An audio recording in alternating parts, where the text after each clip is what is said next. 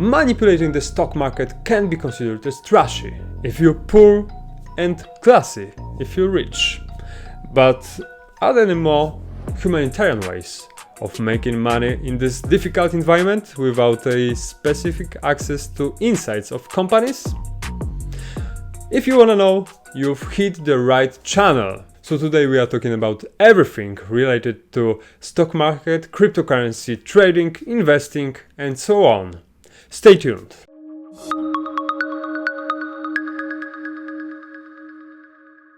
And getting to market movers section, we can see that in terms of yesterday we had ZEW economic sentiment index from Germany that has missed its target by about 15 points. So it's a quite high pullback after this very good assessment during latest months.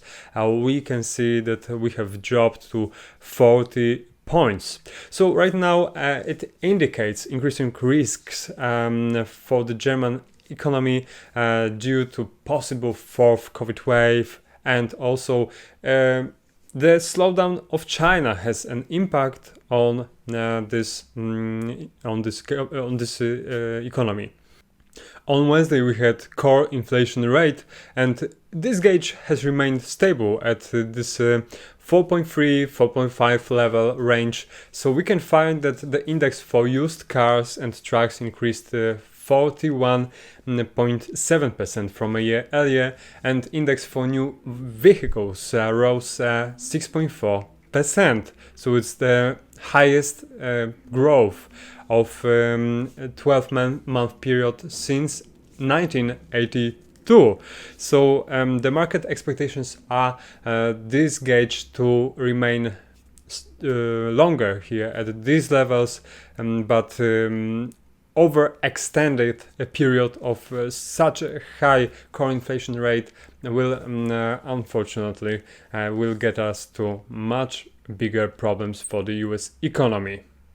And starting economy review section, we are heading to infrastructure bill, where Senate has passed a $550 billion infrastructure plan that would represent the biggest burst of spending on US public works in decades. So it includes new spending for roads and bridges, power grid updates, and also the broadband expansion, but unfortunately it entails also some problems that I have broached in one of Blockrevision's episodes. It was probably 4 episodes ago. So if you want to know what these problems infrastructure bill brings with itself, just get back to this episode that I highly recommend to watch.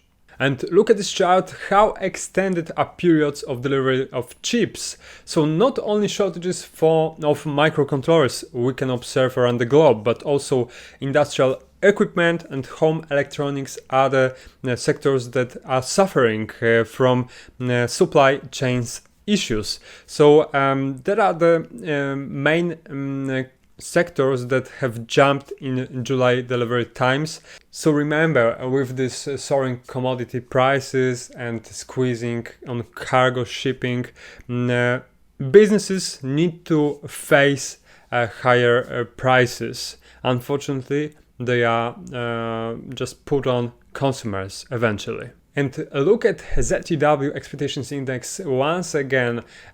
Germany manufacturing is waning in optimism. So as we have discussed, it is a problem that relates to suffer from global supply shortages and also unprecedented delivery delays. And covering up this issue, we can see the chart of PMIs in Asia that show manufacturing slowing down. And moreover, the things are not getting over. Things are just getting worse. That's what shippers claim, and ocean freight capacity is being heavily curtailed by congestion. Maersk, this one of this bigger shipping company sent out a customer advisory on Wednesday titled "Critical Help Needed, Congestion Increasing." And they don't anticipate the congestion decrease anytime soon. On the contrary, the industry overall is forecasting higher volumes into early 2022 and beyond. And talking about skyrocketing prices of everything, even if you had recently received higher salary than normally, there is probably nothing to brag about unless you are working in leisure and hospitality sector. Because adjusted for inflation, wages in most industries have declined since 2019. So just look at this. So wages has increased. However, the nominal wages increased, but real inflation adjusted has nearly in every single branch decreased. And definitely a drop in the purchasing power of wages is one thing that could cool off US consumer demand. And right now let's get me to the crypto outlook section when we broach the most important topics of crypto industry. So after a few updates, I have for you some clarification on crypto infrastructure bill that recently passed US Senate. So this amendment, just to bring this subject closer, was as a concern regarding such entities as miners and software developers to report tax data to the Internal Revenue Service that they didn't have access to. So the amendment finally has been blocked, and failure to some represents a blow to the crypto industry. And even CEO of Coinbase Exchange, Brian Armstrong, has recently joined the chorus of crypto proponents, urging Americans to contact their elected representatives to push this amendment forward.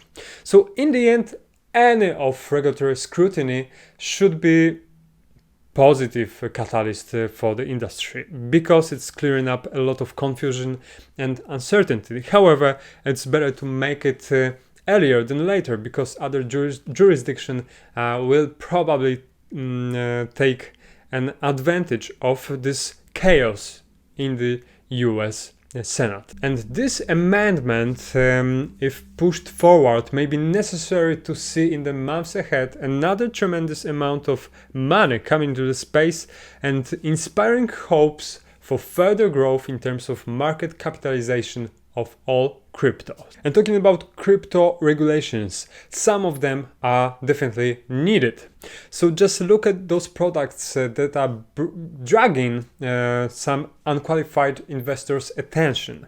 So DeFi crypto theft is happening one after another. This time hackers steal 600 million in likely this largest crypto theft. So whenever there is someone is giving you a product that is offering a better yield than it seems to be true, then it's probably is too good to be true. So just steer clear from any suspicious DeFi software. If you don't know what you're doing, better don't touch it. Bitmex is announcing that it's obligated to resolve the charges with $100 million paying to CFTC. So we can find there's more and more companies that need to face this regulatory scrutiny in order to thrive and stay in this very competitive industry. And I need add something from myself about second biggest cryptocurrency on the crypto market, that is Ethereum, that right now has introduced the highly anticipated EIP 1559 upgrade that adjusted the transaction fee calculation system. So part of the adjustment introduced a mechanism that burns a portion of the base fees that were collected. So right now we have a website, ultrasound.money, where we can find that the burn rate of Ethereum right now is 3.17 as of Wednesday. And that's something that really adds up to this deflationary narration around Ethereum and really moves the imagination of investors, that really pushes the price of Ethereum higher and also market cap to the north. Ethereum users, however, recently, after this upgrade, has started suffering from high fees, and that is why community is awaiting to merge to proof of stake at some stage in 2022. But the question that arises, does the proof of stake is really bad for infrastructure or good for this? The question is really whether you want to sacrifice scalability in order to get the decentralization and security, or rather in reverse. So if you want to switch to proof of stake, the scalability will be something that Ethereum will take advantage on, but it will probably sacrifice decentralization and security to some extent. So it is or this or that possibility, and there are no obvious questions. However, Ethereum is probably heading towards the infrastructure that will become more environmental friendly. So proof of stake is probably the point that Ethereum should get in the next year. And for today's trade ideas section, I have a chart of US dollar to WTI crude oil. So we have formed something that resembles descending triangle in terms of daily chart. So descending triangle is characterized by this lowering upper trend line and flat lower trend line. So in terms this price pattern to be accepted and confirmed, we need this price movement to get to this higher boundary that is as of high probability. Recently, oil has slided due to China's virus curbs, and we can also see on this trader commitments chart that large speculators has decreased their positions on US oil WTI. And so we can find also that there is like a lowering tendency starting to build with a possibility of breaking this triangle lower, as it's quite bearish formation. But in order to happen, we need to first at least retest this higher trend line. So if you'd like to put a bet on USD WTI, I just get to the shorter time frame. We can find it after this initial movement. We have formed something like a pullback that might be a good spot in order to have our entrance. If I would like to put our trading board, there's something like that I would respect with risk reward ratio at 2.38 around. So I would take my so I just would like to set my take profit at this level, and my alarms all strictly stop loss at 65.4. So in terms of short-term price movement, there is highly achievable to get to this higher boundary. However, always do your own research and don't trust me by words. Just verify, and if you wanna put higher stuff. And in terms of area of value that I consider of which my entrance will be taken, there is something like this area of that is limited by 66.6 and 68.7.